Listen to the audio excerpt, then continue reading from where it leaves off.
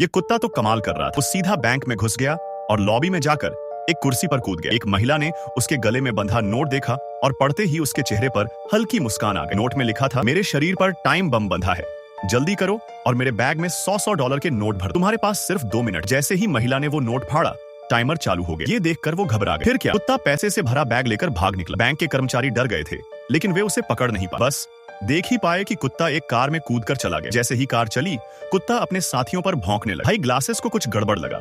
उन्होंने बैग की तलाशी ली और उसमें एक ट्रैकर मिल गया। उन्होंने वो ट्रैकर कार से बाहर फेंक दिया। कुत्ता इसे देखकर खुश हुआ। दा जुआंग ने सुझाव दिया कि अगली बार इस काम के लिए असली कुत्ता लाया जाए, क्योंकि उसे डर था कि यह कुत्ता बहुत चालाक और एक दिन उन्हें धोखा दे सके। इसी बीच दा जुआंग ने भाई ग्लासेस की लापरवाही का फायदा उठाकर सारे पैसे हड़पने की कोशिश की। कुत्ते को उसका लालच बर्दाश्त नहीं हुआ और वो उस पर पागलों की तरह भौंकने लगा। कुत्ते की आवाज सुनकर फोबोले नाम का एक गश्त कर रहा आदमी वहां आ गया। दा जुआंग डर के मारे मेज पलटकर भाग गया और पैसे उठाकर भागने लगा। जैसे ही फोबोले ने चश्मा लगाए, आदमी पर बंदूक तानी, कुत्ता उसे रोकने दौड़ पड़ा। कुत्ते की आड़ में उसके 2 साथी भागने में कामयाब हो गए, लेकिन कुत्ता खुद मारा गया। कुछ दिन बाद उस कुत्ते को एक पालतू जानवर बचाव केंद्र में भेज दिया गया। वहां एक लड़का ज़ियाओपांग उसे गोद लेने आया। पहली बार में ही ज़ियाओपांग को कुत्ता बहुत पसंद आया और वह उसके परिवार का हिस्सा बन गया। धीरे धीरे ज़ियाओपांग को समझ आया कि ये कुत्ता कुछ अलग है। ना उसे किसी खिलौने में दिलचस्पी थी, न खाने। लेकिन समय के साथ कुत्ते ने ज़ियाओपांग की दया और सच्चाई को महसूस करना शुरू किया। एक दिन जब वे घर लौटे